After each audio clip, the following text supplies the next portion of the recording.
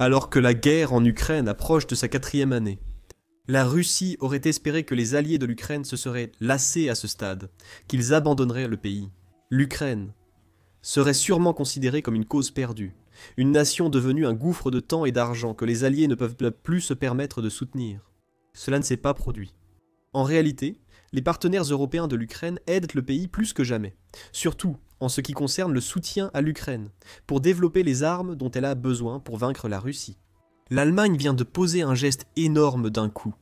L'Allemagne a anéanti les plans de guerre de Vladimir Poutine, en promettant à l'Ukraine ce dont elle a le plus besoin, davantage d'armes à longue portée.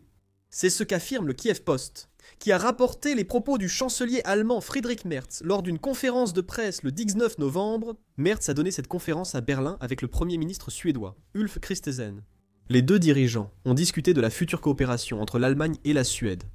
Les gros titres sont venus lorsque Merz a recentré la coopération sur le soutien futur de l'Allemagne à l'Ukraine avec des frappes à longue portée. Merz a indiqué que l'Allemagne collabore avec l'Ukraine depuis plusieurs mois sur ce que le chancelier allemand nomme des tirs à longue portée. Il a déclaré « Nous faisons tout pour équiper l'armée ukrainienne ». Merz a refusé de donner plus de détails, gardant confidentiels les actes ou aides de l'Allemagne à l'Ukraine. Il a expliqué qu'il ne donnerait pas plus de détails. « Nous avons convenu de ne plus en parler publiquement ». Merz a précisé que l'Allemagne et l'Ukraine veulent garder une certaine ambiguïté envers la Russie, ce qui est logique. Plus la Russie ignore les actions de l'Allemagne et de l'Ukraine, moins elle peut se préparer aux futures frappes à longue portée. Merz s'est montré beaucoup plus explicite sur les autres moyens par lesquels l'Allemagne essaie de soutenir l'Ukraine, notamment en aidant le pays à maintenir et à réparer les infrastructures énergétiques que la Russie a passé les derniers mois à pilonner avec ses propres frappes à longue portée. La Russie attaque de manière impitoyable et délibérée les infrastructures énergétiques de l'Ukraine, a déclaré Merz aux journalistes. L'Allemagne a récemment versé 60 millions d'euros au fonds de soutien à l'énergie pour l'Ukraine, portant le total à 450 millions d'euros pour soutenir l'approvisionnement énergétique ukrainien durant l'hiver.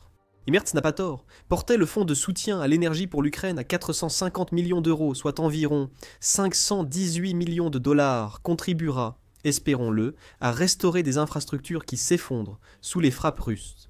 Le Kiev indépendant rapporte que les frappes russes ont détruit près de 70% de la production électrique ukrainienne. Et Poutine voudra augmenter ce chiffre avant l'hiver. Tout soutien financier de l'Allemagne aidera l'Ukraine à passer un hiver difficile. Merz a également tenu à souligner que l'Allemagne fournit une aide militaire de différentes manières. Nous prévoyons d'accroître notre aide financière à l'armée ukrainienne de 3 milliards d'euros supplémentaires l'an prochain. Nous faisons cela non seulement pour aider l'Ukraine, mais aussi dans notre propre intérêt, en matière de sécurité, a déclaré Merz lors de la conférence de presse. Ce n'est pas une nouvelle récente. Le 4 novembre, Reuters a indiqué que l'Allemagne comptait accroître son aide à l'Ukraine en 2026 quantum. Cette aide s'ajoute aux 85 milliards d'euros déjà prévus par l'Allemagne pour l'Ukraine, portant le total à 115 milliards d'euros, plus de 132 milliards de dollars. Merz n'a peut-être rien appris de nouveau, mais annoncer publiquement cette aide confirme que l'argent ira bien à l'Ukraine. À une condition, le président ukrainien, Volodymyr Zelensky, doit faire davantage pour lutter contre la corruption dans le camp ukrainien. En échange, nous attendons de l'Ukraine qu'elle reste fiable et digne de confiance.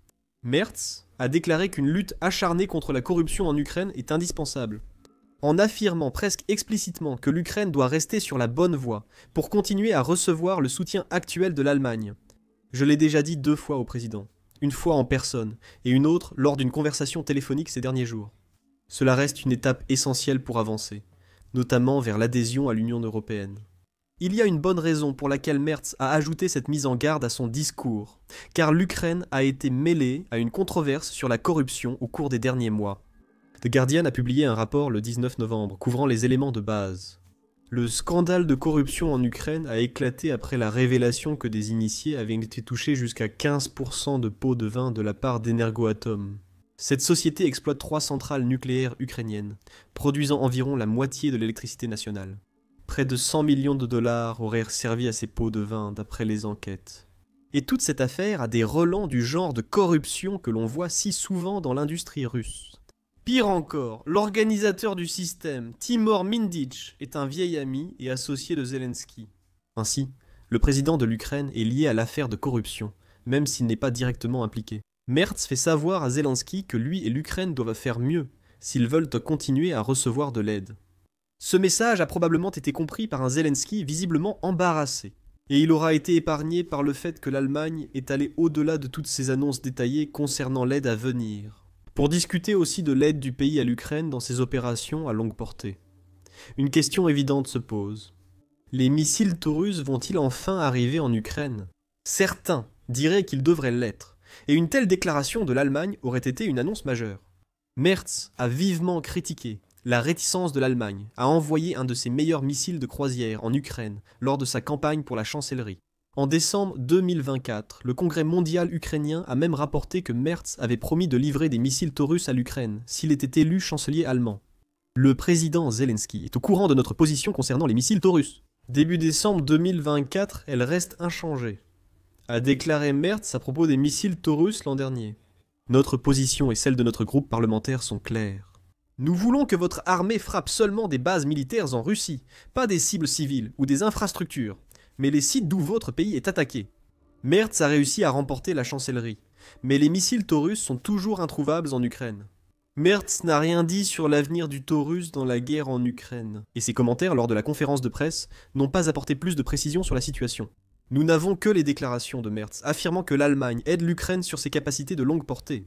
Et il semble raisonnable de supposer que le Taurus ne fait pas partie de ce travail. Si c'était le cas, nous le saurions déjà, car l'Ukraine aurait presque certainement utilisé le Taurus dès qu'elle aurait eu le missile de croisière entre les mains. Nous arrivons donc à une autre question. Si ce n'est pas le Taurus, alors quoi? Défense Express a soulevé la même question dans son article du 20 novembre, couvrant les propos de Merz lors de sa conférence de presse. Il a aussi cité une phrase brève mais essentielle de Merz. Le chancelier allemand a affirmé que la production de ces armes en Ukraine est possible si besoin. Et évoquer les systèmes longue portée que l'Allemagne veut fournir à l'Ukraine est important pour deux raisons. Premièrement, quel que soit le système à longue portée auquel Merz fait référence, il doit soit n'être disponible en Allemagne, soit être entièrement fabriqué dans le pays.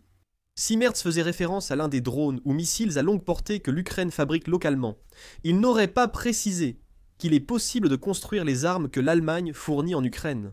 Bien sûr, ce serait possible, cela se produirait déjà. La déclaration de Merz suggère que l'Allemagne maîtrise la fabrication des armes à longue portée discutées avec l'Ukraine. Sinon, Merz ne pourrait évoquer la fabrication possible de ces armes en Ukraine, parce qu'il comprendrait que l'Allemagne ne sait pas comment fabriquer ces armes. Et si l'Allemagne ne sait pas comment faire, alors elle ne peut pas montrer à l'Ukraine.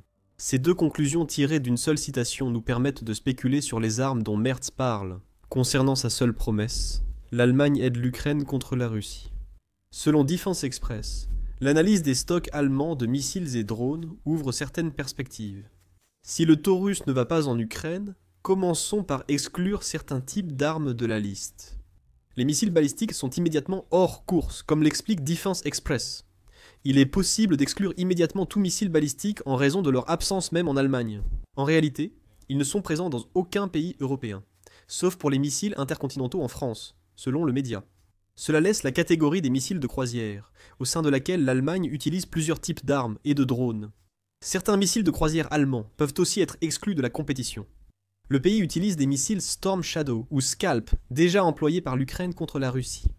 Plus de ces missiles seraient appréciés par l'Ukraine, leur portée variant de 140 à 550 km, 869 à 341 miles.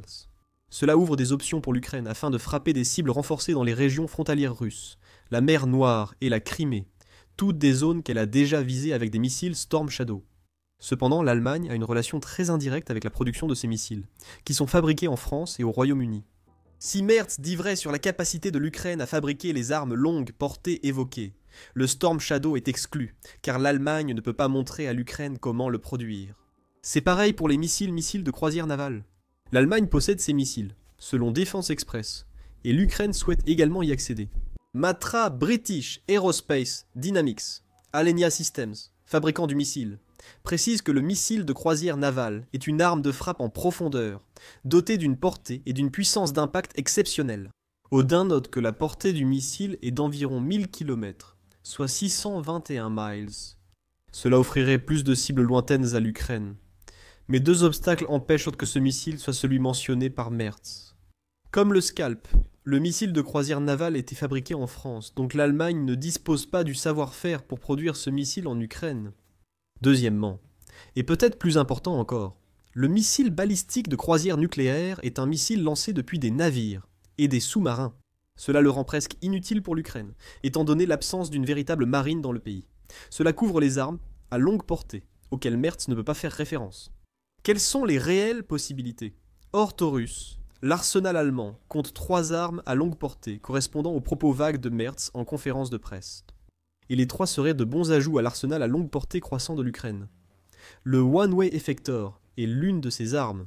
Décrit en juin par Defense Express, comme le Shahid européen doté d'un obus de 155 mm. Le One-Way Effector est aussi une production de Matra British Aerospace Dynamics Alenia. Comme le suggèrent les comparaisons avec le Shahid, cette arme est un drone longue, porté conçu pour permettre une production à faible coût et à grande échelle. C'est dans les cordes de l'Ukraine, d'autant plus qu'elle se tourne vers l'achat ou la fabrication de ses propres armes.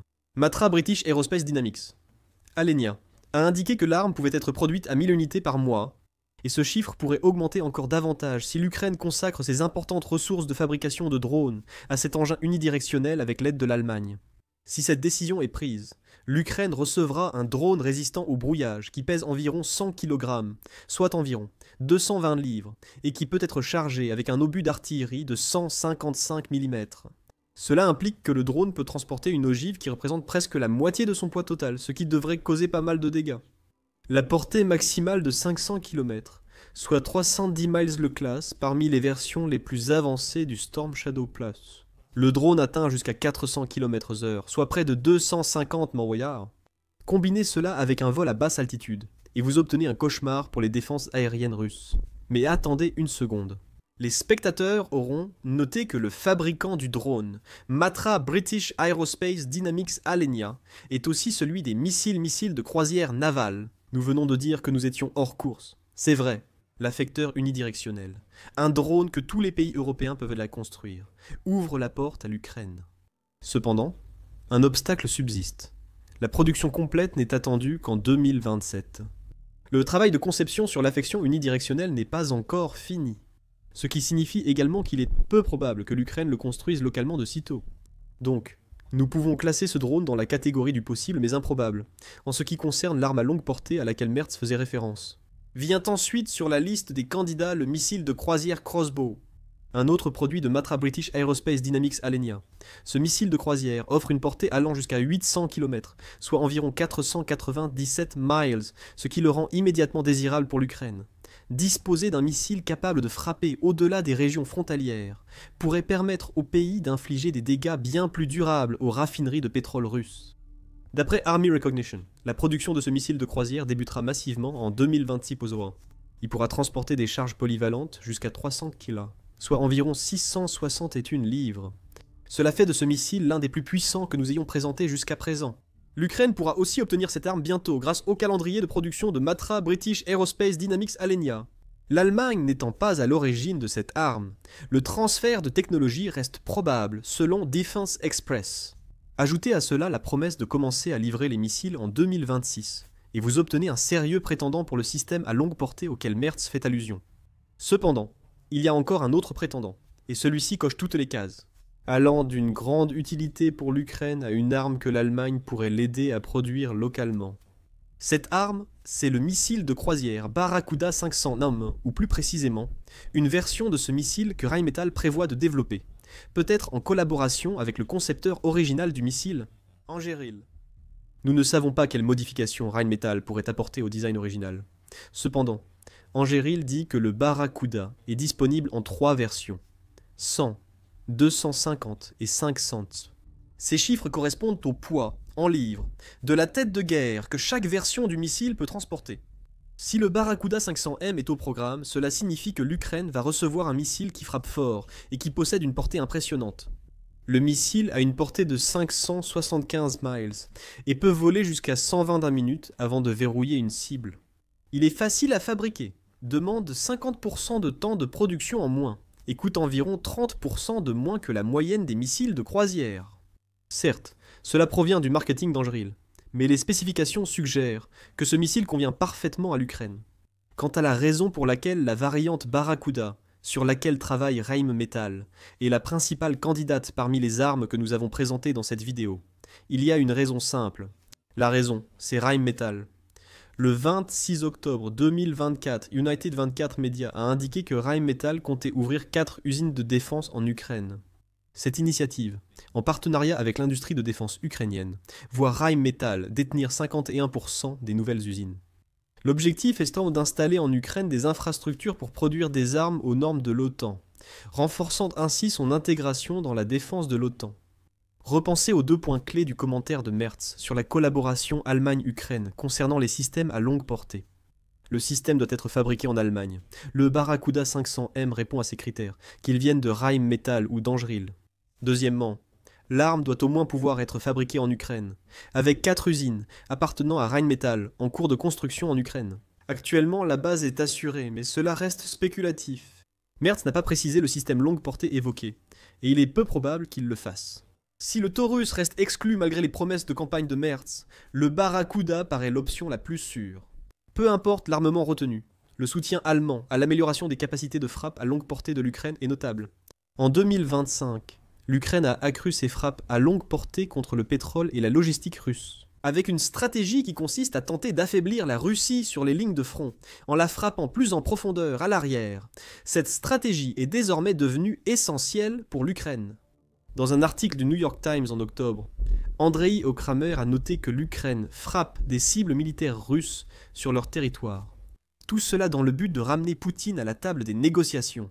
Les frappes à longue portée cherchent maintenant à pousser la Russie à un accord en frappant son économie sous pression, en incitant la population russe, jusque-là pacifique, à protester contre la guerre, a écrit Kramer. Une nouvelle arme longue portée renforcerait l'arsenal ukrainien et rapprocherait cet objectif. Selon Merz, l'Allemagne aide l'Ukraine depuis plusieurs mois dans ce domaine. L'Ukraine a aussi prouvé qu'elle utilise efficacement les missiles occidentaux à longue portée. Début octobre, après une interdiction partielle en place depuis l'arrivée de Donald Trump, le président américain, l'Ukraine a finalement de nouveau lancé les missiles Atacam contre la Russie. Ces missiles ont permis à l'Ukraine de riposter violemment après une attaque russe sur Kiev. Et vous pouvez découvrir pourquoi cette frappe est si importante dans notre vidéo. Si cette vidéo vous a plu, abonnez-vous à The Military Show pour suivre les actions récentes de l'Allemagne en soutien à l'Ukraine. Merci de nous avoir regardés.